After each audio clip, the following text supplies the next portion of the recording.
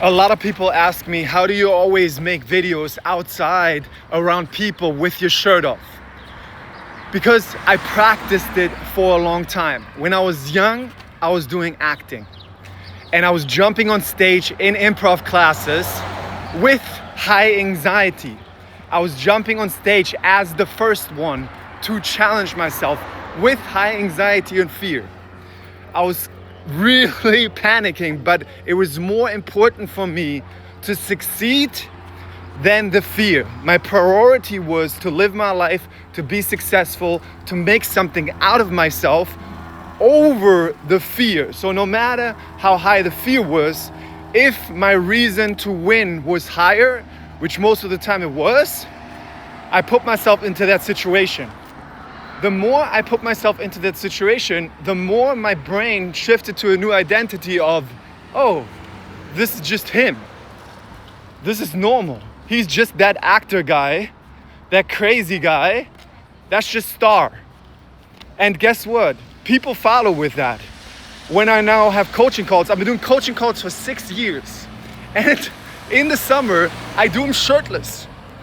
I have really successful clients, famous people, whatever. They don't care. They don't care because they already know me from my videos. They're like, that's just him. They cannot be mad.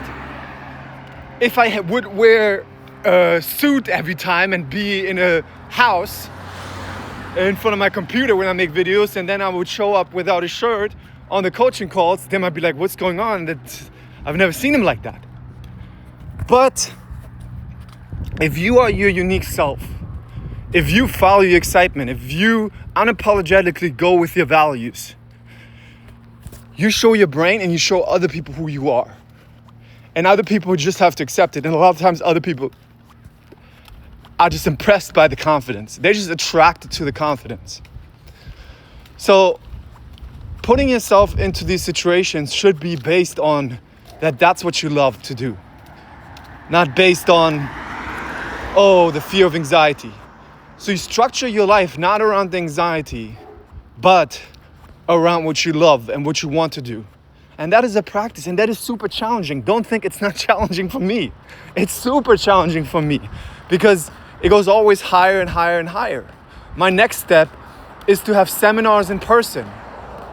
I know I'm going to do great, but still, I'm nervous about some things.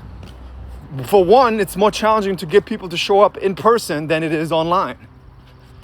And I already had problems with scheduling in-person seminars. I'm going to have my first one now eventually coming up. And I'm vulnerably sharing this right now because I think it's helpful. Because I think coaches and speakers need to be vulnerable because they're always trying to position themselves in a way that they seem untouchable. But that's not how I bring myself closer to you guys. And that's not how you're going to be like, oh, if he can do it, I can do it. He's scared. He's vulnerable. I can do it too. But all these people, and I'm telling you, I know a lot of them, they're just pretending. They are just pretending. They have just built this identity, this ego that they present online. And the more generations go by, we become more authentic. Like back in the day with the television marketing, they told you some bullshit, and people bought it. But nowadays, the smart people, you don't want to have dumb clients anyway or dumb followers. The smart people peep it. They're like, I peep game. I know this guy's just full of shit. This guy's just never showing any vulnerability. And it's just pretending. You know? I can think of some examples. I'm not going to name them. But I can think of some examples. So don't think you have to be fearless. Don't think, because that's another compulsion. If you say, oh, I have to clean up the fear, the brain's like, oh, you love cleaning up fear? Let me give you more fear to clean up. That's how the brain works. Because you make it about the fear, because the brain is just an engagement machine. Whatever you engage with, the brain gives you more of. So you don't want to engage with the emotions or thoughts. You want to engage with what you love, what you want to grow, what supports you, what supports your life. And this is a way to think less and feel more. Feel more with your heart, not feel more with anxiety. There's like this differentiation I created where I differentiate between emotions and feelings. Feelings is like following your excitement with no insistence on the outcome, the Bashar formula. It's follow your heart. It's follow the things that you love. It's follow your values. Emotions are like anxiety, jealousy, anger, etc. We don't follow our emotions, we follow our feelings. So the more you do that, the more you show your brain that that's what you are. And that's why I can just like anywhere make videos. I know there's not a lot of people around here, but even if there were, I'm using it from my full voice because that's more important. But don't think when I walk by a crowd of people that not sometimes I'm like, what are they gonna think? That might come up, and I'm still practicing to keep my volume loud. Because then after a few minutes, my brain just gets used to it. Oh, he's not gonna stop. That's what you're gonna do. And I can focus more. So it's about the focus. And I'm saying something really important now. So put your ears up. It's about what you focus on. Are you focusing on chasing the validation, trying to impress what people think of you, that you're not good enough, that you're not ready yet? Or are you focusing on how much more value can you give in this video? Are you obsessing about what people think, the validation, etc.? Or are you obsessing about how can I make a better video? Okay, I need more volume. I need to be louder.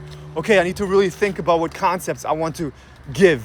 Okay, I really want to come from a place of love and giving help to people. You know? Is it not? Okay, now it's giving love. And I want to get better at this. This also, I have to remind myself a lot. If I say, okay, this has to be the perfect video, which don't get me wrong, my thoughts a lot of times say that this has to be the perfect video. First off, I'm giving myself so much pressure, and it's really a process. You have to really see this as a process, something you explore over time, where you get better over time. And that's, you lower the importance. But then you're gaining skill. The videos might not go viral. Not every video will go viral. But because you do so much volume and you do your best, you build more skill. And then in general, your videos are going to get better. Because you get better at speaking, you're practicing. But for us to go in that direction, we need to make the practice fun. And the practice will not be fun when we have so much importance on it, when we have so much perfection, when we focus on what other people think about what we're doing, or how we look in other people's eyes, or how our voice sounds, etc. But we focus on what do I want to give, what do I want to grow, and we're curious. Like while I'm making this video, I'm curious. Okay, what can I do better? And then I'm learning, okay, how do I structure the video? How can I keep more of the attention? How can I communicate things in a better way for you guys? So you pay attention, because the attention market nowadays is the most important thing. And it's also an action of love to communicate things in a way that are more interesting. So the main points I wanted to take you away from today is you don't have to be perfect. Just put yourself in the situations and practice having any emotions, but make it about what you love, the thing you want to do, and just put yourself in the situation. You don't have to be perfect. Just repeatedly put yourself in the situations. I have some oil under my foot from the beach. Put yourself into the situations, and your brain gets used to it. Your little child, you take your little child more often into the situation. Your little child, it becomes normal to the little child. The same as if you have a son or a daughter. In the beginning, they're scared of football practice. The more they go to football practice, they get used to the people. They get used to playing. And they're like, oh yeah, it's fun going to football practice. But in the beginning, they were nervous, like with anything. So put yourself more in those situations and take on an attitude of exploration. Take on an attitude of lowering resistance. Stop thinking, just do more of the thing and find ways. See it as an art. You can do the skill, you can learn the skill of making things more fun. I'm teaching my client right now because it's one of the mental health exercises to create, one of the best mental health exercises to create on social media. videos. Look at the squirrel. What are you having? You want to say hi? You want to say hi? You want to say hi? Say hi. Yes, I don't see a lot of squirrels in Venice.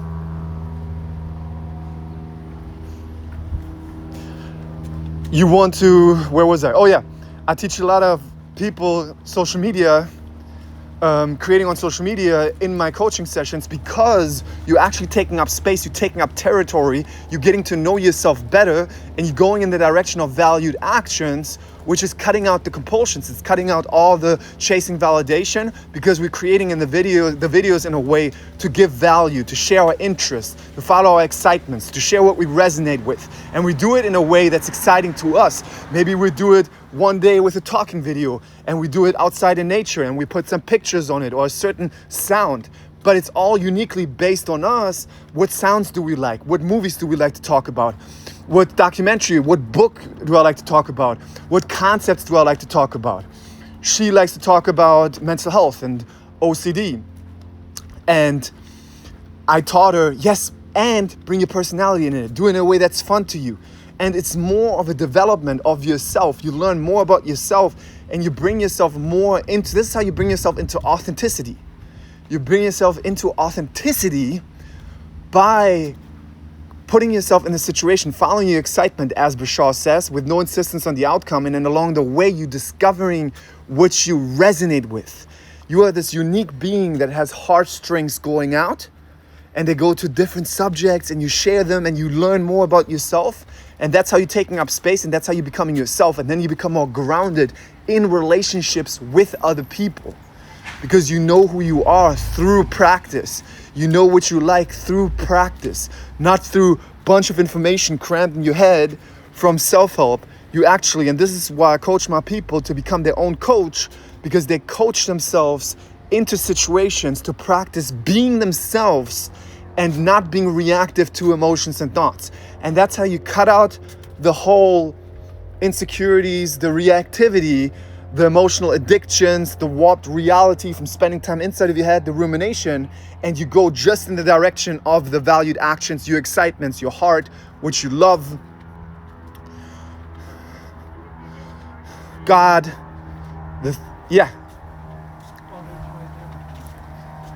and that, then you show your brain that that's what you care about. You show your spirit that that's what you care about. And your spirit, your brain, your heart gives you more ideas that go in that direction. And that's how you evolve and evolve and evolve and evolve. And that's the perfect exercise. That's why I teach as an exercise. And some of my clients become successful on social media and build their business out of it, make money because they share themselves on social media as themselves. And that's how they learn to take up more territory, because they have to practice being themselves while thoughts come up. Oh, but I'm not good enough, I'm not ready yet. And they do it anyway. And that's how they show their brain that they don't care anymore about those old belief systems. Isn't that beautiful? So I hope you guys enjoyed it. Let me know if you have any questions in the comments. Support your boy with some likes, shares, and comments. I want this YouTube to go places. And I'll see you guys next time.